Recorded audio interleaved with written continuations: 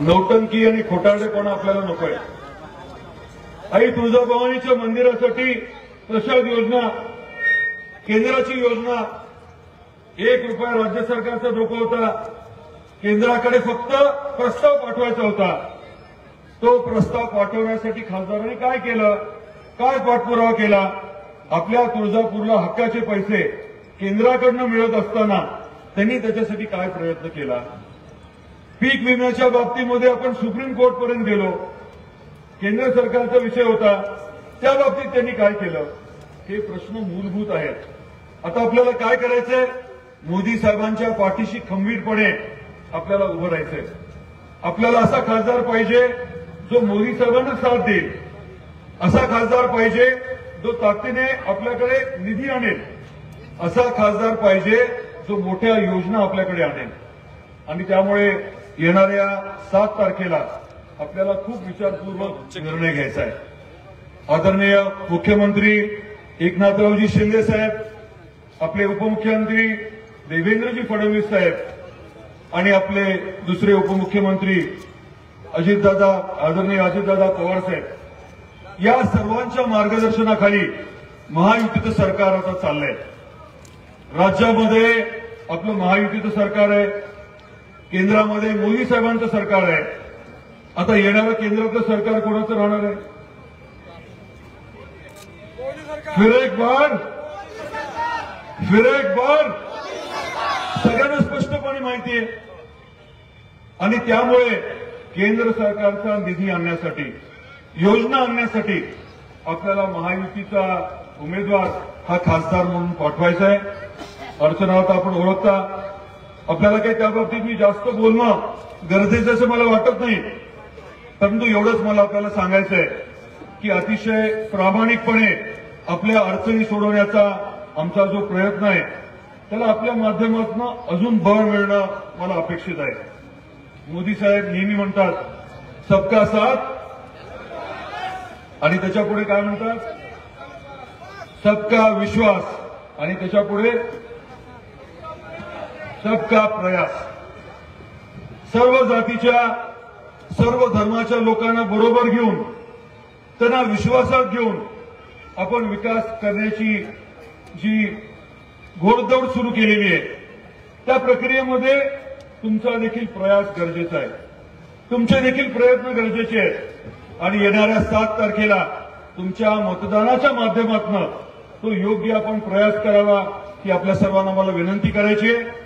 आपली सडसड विवेक बुद्धी स्मरून आपण योग्य निर्णय घ्याल याची मला पूर्ण खात्री आहे। आणि आपला योग्य निर्णय म्हणजे काय असणार आहे? आपलं चिन्ह काय आहे? आपल्या सर्वांना माझी हीच विनंती आहे की घड्याळाच्या समोरील बटन दाबून आपण महायुतीच्या उमेदवारांना प्रचंड बहुमताने निवडून द्या।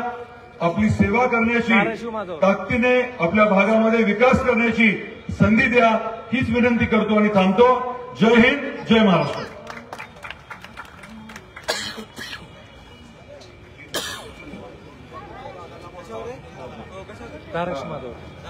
दादांनी खूप सविस्तर असं मार्गदर्शन आपलं केलंय, परंतु दादा आपल्या तुळजापूर वासियांना कुटुंबाप्रमाणे कसं जपतात, खरं तर खूप काही बोलण्यासारखं आहे। परंतु दादांच्या नंतर मुंडे साहेब बोलणार आहेत। या ठिकाणी स्क्रीनवरती एक फोटो दाखवतो, अनेकांनी अनेक व्हिडिओ त्या ठिकाणी दाखवले असतील, लावले व्हिडिओचे, परंतु दादा कुटुंबाप्रमाणे, आपल्या तळहाताप्रमाणे आपल्या तुळजापूर शहरातील नागरिकांना कसं जपतात हे मी 2 मिनिटांमध्ये त्या ठिकाणी दाखवणार आहे। स्क्रीनवरती अगोदर एक फोटो दाखवा माझ्या माता माऊलींना। आपल्याला जर ते त्या ठिकाणी आपलं मन जर हेलावलं नाही, आपल्याला दादांच्या बाबतीमध्ये जर दादांची काळजी या फोटोतून कळाली नाही, तर आपण मला परत सांगा। स्क्रीनवरती एक फोटो लावा, आपल्या तुळजापूर शहरातील पापनाचे राहणारे सुरेश गरणकर यांच्या 2 मुलांना रंगपंचमी दिवशी अतिशय दुर्दैवी घटना घडली। एक रंगाचं केमिकल त्या 2 मुलाच्या अंगावरती पडलं। खरं तर दादांची शिकवण आम्हाला अशी आहे, कुणाच्याही सुखात बोलल्याशिवाय जाऊ नका आणि कुणाच्याही दुःखात न बोलवता जा। आणि त्यांनी त्या दिवशी त्यांच्या मुलावरती केमिकलचा रंग पडला, दोन्ही मुलं अक्षरशः काळे निळे झाले। त्यांनी सोशल मीडियावरती तो फोटो टाकला राणादादांच्या सूचनेनंतर मी आणि पिठोबाया त्यांच्या घरी तत्काळ पोहोचलो आणि अवघ्या 1 तासात त्यांची इथून नेरूळला नेण्याची सुविधा केली. त्या मुलांचे फोटो आलेत का स्क्रीनवरती? भाजलेले फोटो आलेत का स्क्रीनवरती? स्क्रीनवरती फोटो आले का? भाजलेले फोटो आले का स्क्रीनवाले? त्या मुलांना बघितले का? माता माऊलीनो मागे बघितले का फोटो? आता त्यांचा इलाज त्यांना नेरूळ इथे करून दादांनी कशा पद्धतीने आणला आणि ती 2 मुलं, सुंदर मुलं, जसंच्या तशा कशी झालेत. मी व्यासपीठावर त्या मुलांना आणि त्या कुटुंबाला बोलवतो, आपण व्यासपीठावरती या आणि दादांनी त्यांचा इलाज कसा केला, स्वतःच्या मुलांप्रमाणे, कुटुंबातल्या मुलांप्रमाणे त्यांना कशा पद्धतीने आहे तसं त्यांचा चेहरा केलाय, आहे तसं त्यांना करून आणलंय. ही छोटीशी झलक तुम्हाला या ठिकाणी दाखवायची आहे. मी गरजकर कुटुंबाला विनंती करतो, तुम्ही व्यासपीठावर या. मी गरजकर कुटुंबाला विनंती करतो आणि त्या मुलांना विनंती करतो. माझ्या माता माऊलीनो, दादांचं कार्य फक्त एका या घटनेनं मला तुम्हाला दाखवायचंय. एक छोटीशी घटना नाही, या घटनेतून अनेकांचं मन हलवलं होतं. सोशल मीडियावरती त्यांनी फोटो टाकले होते. अवघ्या क्षणार्धात पिठूभाई आणि मी त्या ठिकाणी पोहोचलो. स्वतःच्या गाडीमध्ये त्यांना तेरणा इथं पोहोचवलं आणि त्या मुलांना 8 दिवसामध्ये आहे तसं करून या ठिकाणी आणलंय. हे दादांचं काम आहे. मी या मुलांना आपण पहा, माझ्या माता माऊलीनो, समोर या. या मुलांना आपण पहा, ही मुलं आहे कशी परत एकदा सुंदर झाली. आपण उठून जाण्यासाठी टाळ्या वाजवा. आपण या मुलांना आशीर्वाद द्या. आपण या मुलांना आशीर्वाद द्या. आपण असं काम करणाऱ्या अर्चना ताईंना आशीर्वाद द्या. राणा दादांना आशीर्वाद द्या. एवढीच विनंती मला करायची आहे. आई राजा, आई राजा. हे काम आपल्या दादांचं आहे. म्हणून माझ्या माता भावनींनो, माझ्या तुळजापूर वासियांनो, दिवस रात्र आपल्यासाठी झटणाऱ्या आदरणीय अर्चनाताईंच्या पाठीशी आपल्याला राहायचंय. एवढीच विनंती करतो. यानंतर आपल्याला संबोधित करण्यासाठी आले महाराष्ट्र राज्याचे अभ्यासू कृषी मंत्री, फरडे वक्ते, आपल्याला मार्गदर्शन करण्यासाठी आले धनंजय मुंडे साहेब यांना विनंती करतो की आपण आम्हाला मार्गदर्शन करावं.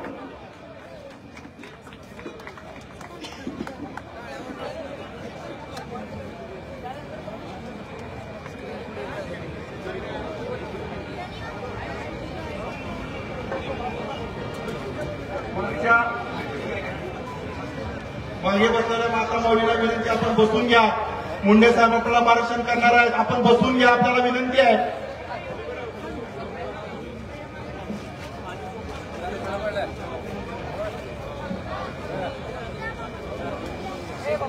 धाराशिव लोकसभा मतदारसंघाच्या महायुतीच्या उमेदवार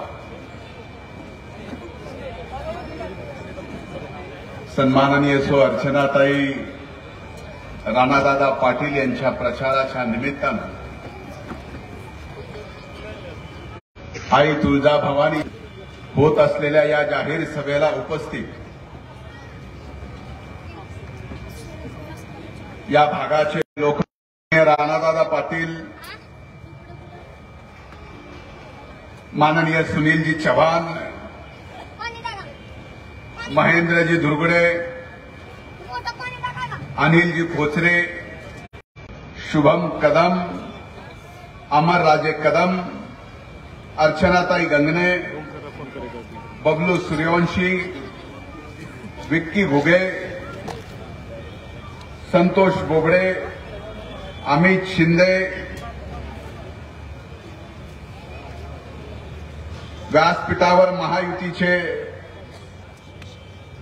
भारतीय जनता पार्टी, राष्ट्रवादी काँग्रेस पक्ष, शिवसेना, मनसे, रिपाई, रासप सर्व घटक पक्षाचे सन्माननीय नेते आणि याच्या या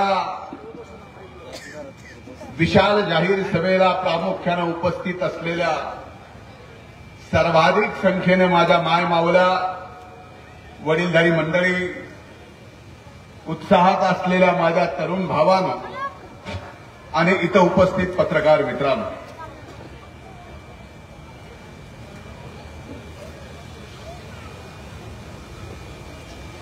माझ्या भाषणाच्या सुरुवातीला मी आई तुळजाभवानीच्या चरणी प्रार्थना करतो आई तुळजाभवानीच्या चरणी नतमस्तक होऊन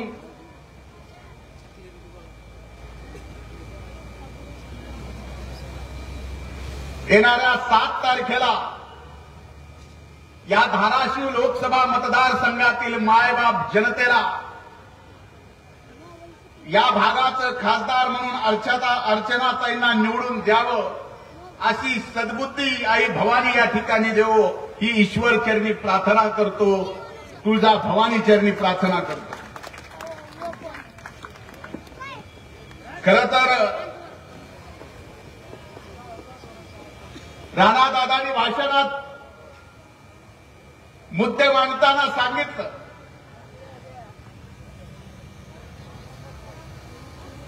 की ही निवडणूक काही ग्रामपंचायतीची नाही, ही निवडणूक नगरपालिकेची नाही, नगरपंचायतीची नाही, पंचायत समितीची नाही, जिल्हा परिषदेची नाही, विधानसभेची नाही. ही निवडणूक आहे देशाची आणि अशा देशाची जी जगात सर्वात मोठी लोकशाही असणारा देश आहे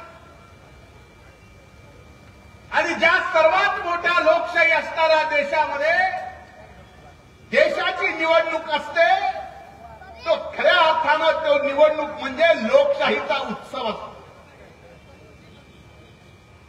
आणि या लोकशाहीच्या उत्सवात या लोकसभेच्या निवडणुकीत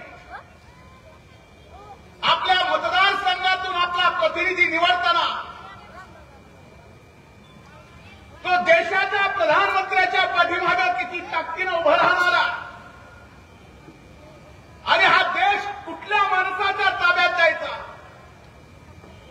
हे ठरवणारा. आता मला सांगा, अनेक घोषणा यांनी दिल्या, दादांनी दिल्या. आता संबंध जग, मी देश म्हणत नाही,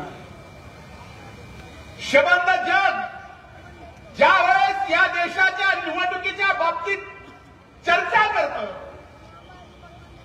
तर आपल्या देशातली मायबाप जनता तर म्हणते अबकी बार 400 तीसरी बार आपकी बार. हे फक्त देशात नाही तर जगामध्ये चालू आहे. मग मला सांगा, जर देशाच्या मायबाप जनतेने निवडणूक चालू असतानाच या देशाचं तिसऱ्यांदा प्रधानमंत्री कुणाला करायचं याचा निर्णय मतदानाच्या अगोदरच केला असेल आणि तिसऱ्यांदा या देशाचं प्रधानमंत्री आदरणीय प्रधानमंत्री मोदी साहेबांनाच करायचं असेल हे ठरवलं असेल तर मग धाराशिवच्या मायबाप जनतेनी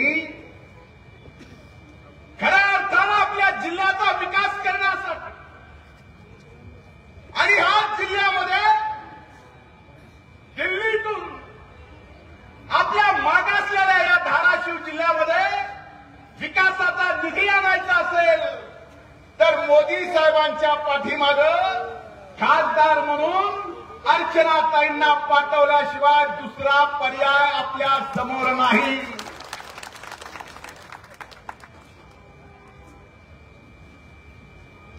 मी आभार मानतो दादा आपले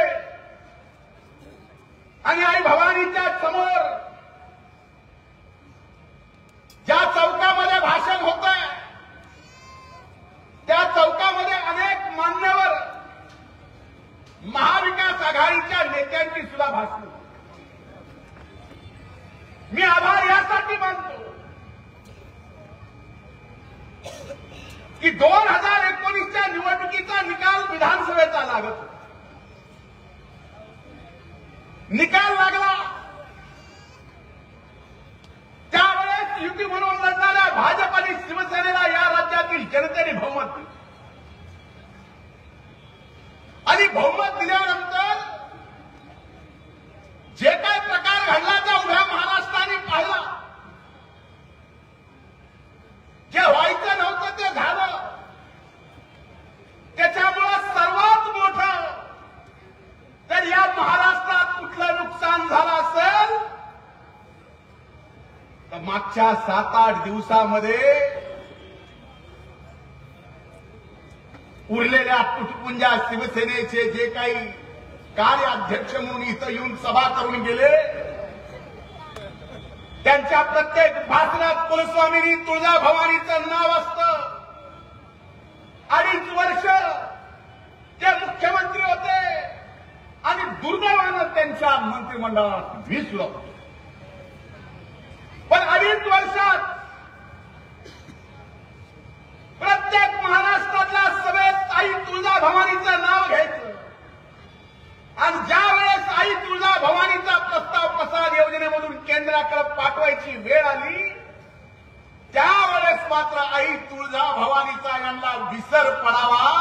आई तुळजाभवानीचं नतमस्तक होऊन आता भवानी माता जे काय करायचंय ते यांचं कर. यामुळे मी दिलगिरी व्यक्त करतो आणि आभार यामुळे मानतो की 1 वर्ष झालं महायुतीचं सरकार आलंय आणि सरकार आल्या आपण आई तुळजाभवानीच्या या मंदिराच्या आणि शहराच्या विकासासाठी 1100 कोटी रुपयाचा निधी या ठिकाणी आणला. मी मनापासून आपले आभार मानतो. याचे आशीर्वाद आई तुळजाभवानी तुम्हाला दिल्याशिवाय राहणार नाही, हे निश्चित आहे. हे लोकसभेलाही मिळणार आहे. विधानसभा तर आणखी लांब आहे. दुर्दैवाची गोष्ट दुसरी, जी खऱ्या अर्थानं इथल्या विद्यमान खासदाराची जबाबदारी होती, विद्यमान खासदाराची जबाबदारी होती. अरे मागच्या 2014च्या त्या काळामध्ये मोदी साहेब प्रचाराला आले. रेल्वेला जोडून देण्याच्या संदर्भामध्ये एक साधं पत्र तुम्हाला 10 वर्ष खासदार म्हणून या तुळजापूर नगरीला रेल्वेच्या नकाशावर आणण्यासाठी एक पत्र देता आलं नाही. एवढंच नाही, 2.5 वर्ष माननीय उद्धव ठाकरे राज्याचे मुख्यमंत्री असताना 1 रुपयाचा निधी याच्यासाठी राज्य सरकारने तरतूद केला नाही. एकदा का आई भवानी कोपली र कोपली बाबा, भल्या भल्याचं नीट करतीये. आणि ज्यांनी ज्यांनी आई भवानीच्या साक्षीनं हा खोटारडेपणा केला, त्याच्या पाठीमागं त्या आई भवानीचा कोप लागल्याशिवाय राहणार नाही, हे मात्र निश्चित आहे. या देशाच्या निवडणुकीमध्ये चाललंय का? आज इंडी नावाची एक आघाडी मोदी साहेबांच्या महायुतीच्या विरोधात, एनडीएच्या विरोधात, ही अशा प्रकारची निवडणूक आहे की या निवडणुकीमध्ये मोदी साहेबांना प्रधानमंत्री म्हणून होऊ द्यायचं नाही. याच्यासाठी 1 नाही, 2 नाही, 10 नाही, 20 नाही, 30 नाही, 33 पक्ष संबंध देशातले फक्त मोदी साहेब देशाचे प्रधानमंत्री नको म्हणून आज मला अभिमान वाटतो या ठिकाणी सांगायला. एकीकडे भारतीय जनता पार्टी आणि एनडीए जे या ठिकाणी सर्वच्या सर्व लोकसभा मतदारसंघामध्ये निवडणूक लढते. भारतीय जनता पार्टी घोषणा केली आहे, महायुतीनं घोषणा केली आहे, एनडीएने घोषणा केली आहे अब की बार 400 पार. आणि विरोधामध्ये आता विरोधातले इथले जे उमेदवार आहेत, जे किती जागा लढवायले, खुद काँग्रेस संबंध देशात फक्त 240 जागा लढवत्या. इथं उद्धव ठाकरेची सेना काहीतरी 11 जागा लढवत्या. इथं काँग्रेस किती 11 जागा लढवती हे आपल्याला माहिती आहे.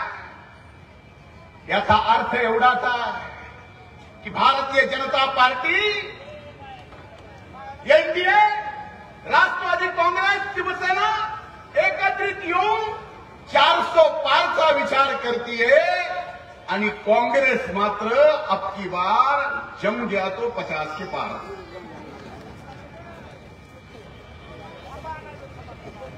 मोदी का नको, यांना मोदी का नको याचा विचार तुम्ही करा. आणि मायबाप जनता म्हणून मोदी आपल्याला का हवे याचं मला माहित नाही. पण 10 वर्षात आदरणीय मोदी साहेबांनी या देशाची प्रतिष्ठा जगात एवढ्या मोठ्या प्रमाणात वाढवून ठेवली आहे की जर इतर देशातल्या प्रधानमंत्र्याच्या मंत्रिमंडळातल्या कुठल्या मंत्र्यांनी आपल्या देशाबद्दल अपशब्द जरी काढला तर आपल्या देशाचा मोदी साहेबांचा धाक एवढा आहे की त्या प्रधानमंत्र्याला सुद्धा त्याच्या मंत्रिमंडळातल्या त्या देशातल्या मंत्र्याचा राजीनामा घ्यावा लागतो. ही ताकद या देशात, या जगात, या भारताने केलेली आहे मोदी साहेबांच्या नेतृत्वात. 10 वर्षात ही प्रतिष्ठा निर्माण झाली, ही देशाची झाली. आपल्याला काय मिळालं हे जर तुम्हाला वाटत असेल तर मला सांगा, कधीच या देशात 80 कोटी जनतेला मोफत राशन द्यायचा विषय मागच्या 70 वर्षाच्या सरकारमध्ये झाला का? हे 80 कोटी जनतेमध्ये आपल्यापैकी अनेक जण असतील, हे तुम्हाला मिळालं का नाही? एवढंच नाही, ज्या उज्ज्वला योजनेच्या बाबतीत सांगितलं जातं एवढंच नाही तर उज्ज्वला योजनेमध्ये प्रत्येकाला गॅस कनेक्शन देण्याच्या बाबतीमध्ये मोदी साहेबांनी निर्णय केला. असंख्य खेड्या गावातल्या चुली बंद झाल्या. गॅसमुळे आमच्या मायमाऊलींचं आरोग्य चांगलं राहिलं. शेतकऱ्यांसाठी काय केलं म्हणून विचारलं जातं. अरे कधी कुणी विचार केला नव्हता 70 वर्षात या मायबाप शेतकऱ्यांचा. या कृषी विभागाचा या राज्याचा मंत्री म्हणून मला अभिमान वाटतो सांगायला की 16 हप्ते वर्षाला 6,000 प्रमाणे पीएम किसान सन्मान योजनेतून भले 4 महिन्याला 2,000 का होईना पण 6,000 रुपये वर्षाला शेतकऱ्याच्या आणि या महाराष्ट्रातल्या 1 कोटी खातेदार शेतकऱ्यांच्या खात्यामध्ये मोदी साहेबांचे जमा होतात. सांगायला अभिमान वाटतो. आम्ही महायुतीत गेलो, कृषी मंत्रालय माझ्याकडे आलं. मोदी साहेबांच्या नावाने जर केंद्र सरकार शेतकऱ्याला 6,000 रुपये देत असेल तर मीही शेतकऱ्याचा पोरगा आहे. आदरणीय एकनाथराव शिंदे साहेब, देवेंद्र भाऊ दादांच्या नेतृत्वाखालच्या या सरकारमध्ये महाराष्ट्र सरकारने सुद्धा निर्णय केला की शेतकऱ्याच्या खात्यात मोदी साहेबांचे 6,000 जात असतील तर महाराष्ट्राच्या महायुतीचे सरकार सुद्धा शेतकऱ्याला 6,000 रुपये अधिकचे देणार. वर्षाला 12,000 रुपये शेतकऱ्याच्या खात्यात ह्या 10 वर्षात मोदी साहेबांनी दिले. याच्या अगोदर कोणी दिलं? मग आपल्याला मिळालं नाही. आज मला सांगा, शेतकऱ्याच्या शेतीमालाच्या भावाच्या संदर्भात आज चर्चा केली जाते. कृषी मंत्री म्हणून आमच्यावरती सोयाबीनचे भाव कमी झाले, कापसाचे भाव कमी झाले म्हणून आरोप केले जातात. मी आजच्या या आई भवानीच्या चरणी नतमस्तक होऊन या राज्याचा कृषी मंत्री म्हणून जबाबदारीपूर्वक वचन देतोय की आचारसंहिता संपल्यानंतर सोयाबीन आणि कापूस उत्पादक शेतकऱ्यांना भावांतरमध्ये 4,000 कोटी रुपये शेतकऱ्यांना. आचारसंहिता संपली की 2 हेक्टरी सोयाबीनला 5,000 रुपयाप्रमाणे आणि कुंटली का हेक्टरी द्यायचे कापसाचं ते ठरायचे. आचारसंहितेनंतर आमची अवलाद शेतकऱ्याची आहे. आम्ही शेतकऱ्यासोबत कधी बेईमानी करू शकत नाही. अरे अभिमान वाटतो सांगायला की या देशामध्ये एकमेव महाराष्ट्राचं असं सरकार आहे की ज्या सरकारने शेतकऱ्यांसाठी 1 रुपयामध्ये पीक विमा योजना आणली. आपल्या खिशातला रुपयाच गेला. आपल्या खिशातला रुपया गेला.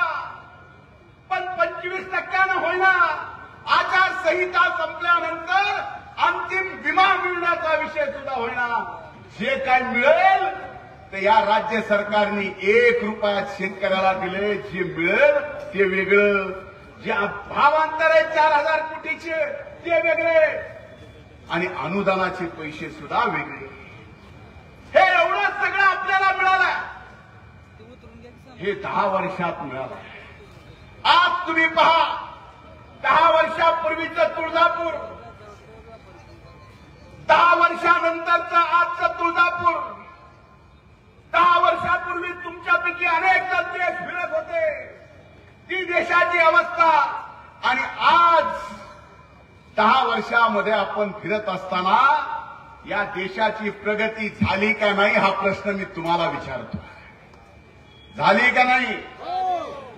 जर ही प्रगती झाली आहे आणि 10 वर्षामध्ये हा देश जर जगातल्या 5 आर्थिक क्रांतिकारी देशामध्ये पोहोचला असेल, तर येणारे 5 वर्ष मोदी साहेबांना दिल्यानंतर मी आपल्याला विश्वास देतो की जगातली 3री सगळ्यात मोठी आर्थिक शक्ती म्हणून हा भारत या ठिकाणी जगात झाल्याशिवाय राहणार नाही. एवढं सगळं 10 वर्षात, फक्त 10 वर्षात. आणि मोदी साहेबांना पाडायला, म्हणजे मोदी साहेबांची विकेट घ्यायला आता आयपीएल चालू आहे. मी सहज कल्पना करत होतो की असा प्रकार निवडणुकीत चालू आहे की मोदी साहेब बॅटिंग करायला आहे, समोर 11 फिल्डर असते, एक विकेट कीपर आणि बॉलर सोडला तर 9 जण राहिले. इथं समोर फिल्डिंगला 33 लावलेत, पण तरी मोदी साहेब आपकी बार 400 पार, बाउंड्री के बाहर.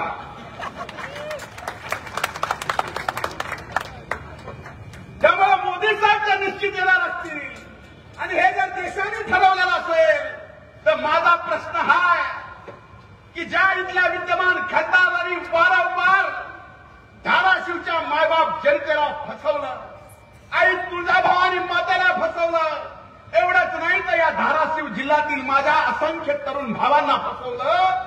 त्या तरुण भावांना माझा प्रश्न आहे, 2019चा त्याचा व्हिडिओ काढून बघा. 2019ला ह्यो बाबा म्हणला होता 14,000 नोकऱ्याचा प्रकल्प या धाराशिवमध्ये आला नाही, तर 2024ची निवडणूक मी लढणारच नाही. एवढा निर्लज्ज.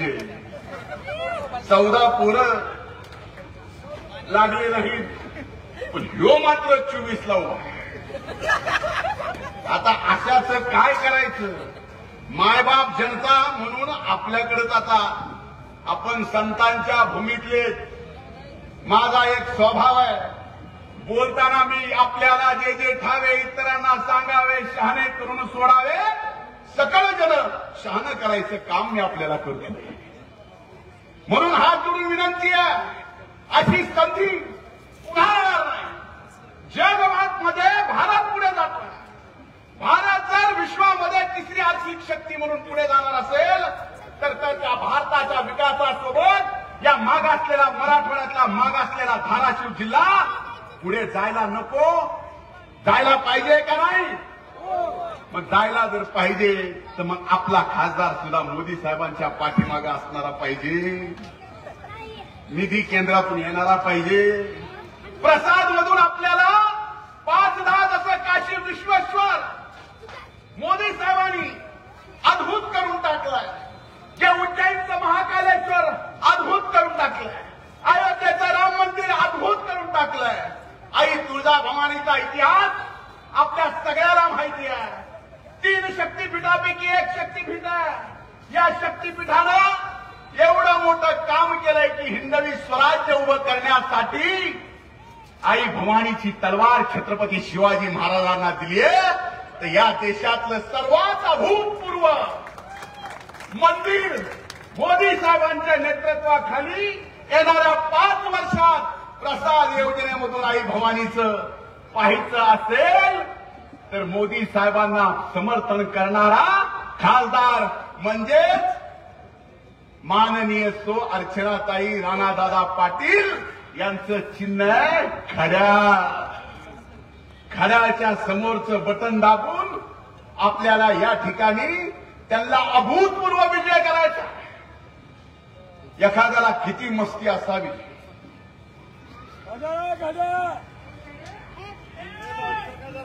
एखाद्याला किती मस्ती असावी हे मला इथं उद्धव ठाकरेंच्या सभेमध्ये इथले उमेदवार जे त्यांच्या पक्षाचे उभे भाषण करताना बोलले,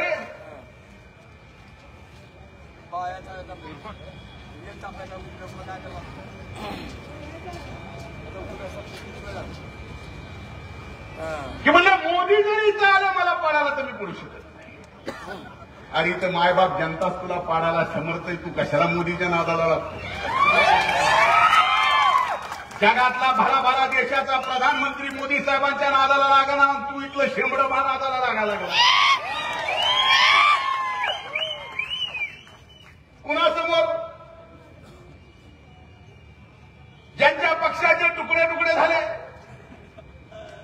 आम्हाला कळालं की आमचं दैवत आदर स्थान पवार साहेबांची सुद्धा इथं सभा झाली. मला या दोघांचा मेळच कळत. मी मधल्या काळामध्ये आदरणीय पवार साहेबांचं एक मुलाखत पाहिली आणि त्यांनी सांगितलं म्हणजे 2019 मध्ये मी भाजपपासून ठरवून शिवसेनेला बाजूला काढलं, फोडलं. ठरवून फोडलं, ह्यांनी फोडलं संस्कार. आता भाजपने उद्धव ठाकरेची अख्खी सेना फोडली. म्हणजे आम्ही काय झालो? कमाल आहे. अरे याचा विचार हा महाराष्ट्र, ही धाराशिवची मायबाप जनता विचार करणार आहे का नाही? यांना काही घेणं देणं नाही तुमच्याशी. यांना घेणं देणं उद्धव ठाकरेंना फक्त आदित्यशी आणि पवार साहेबांना कुणाशी घेणं देणं हे मी माझ्या तोंडून सांगायची गरज आहे का? अख्ख्या महाराष्ट्राला कळालं ना. हा, अरे तुमच्या मनात थोडा जरी आपल्या जिल्ह्याचा, आपल्या मातीचा मान असेल, तुमच्या शरीरामध्ये जर हृदय असेल, तुमच्या शरीरामध्ये त्या हृदयाला जर संवेदना असतील, तर माझं एकच सांगणं आहे की जे जे इथल्या विद्यमान खासदाराच्या प्रचाराला आलं त्यांनी आपल्या लेखीचा बारामतीमध्ये कसा अपमान केला याचा थोडा तरी मनात राग येईल का नाही? आणि तो राग जर आला असेल तर तो राग सुद्धा अर्चनाताईच्या घराच्या समोरचं बटन दाबून आपल्याला व्यक्त करावा लागेलच, त्याच्याशिवाय हे नीट होणार नाही. म्हणून माझी आपल्याला विनंती आहे, ही निवडणूक भाऊबंदकीची अनेक वर्षाच्या वैराची निवडणूक नाही आहे. ही निवडणूक हा देश कुणाच्या ताब्यात देण्यासाठी. 10 वर्षाचा अनुभव घ्या. 10 वर्षात मोदी जसे प्रधानमंत्री झालेत, या देशाची प्रतिष्ठा एवढी वाढली आहे की भले या देशामध्ये काही कुटाने करून जायचे, अशांनी वाकडी नजर सुद्धा आपल्या देशाकडे करू नये. आणि कुणी केलं तर पाकिस्तानमध्ये जाऊन घुसून मारायची ताकद मोदी साहेबांनी या देशात निर्माण करून ठेवली. म्हणून माझी हात जोडून विनंती, आजच्या सभेला भूतपूर्व मावल्या. तुम्हाला उज्ज्वला दिलंय, उद्या लखपती दिदी तुम्ही होणार आहे, हे सगळं एकीकडे खरं आहे. आज इथं स्टेजवर सगळेच दिसायला लागले. योगायोगानं इथं अर्चनाताई उमेदवार आहेत, त्या महिला आहेत. पण आता मोदी साहेबांनी धोरण असं आणलंय, विधानसभा असो 33% महिला, येणारी लोकसभा असो 33% महिला. म्हणजे याची अपेक्षा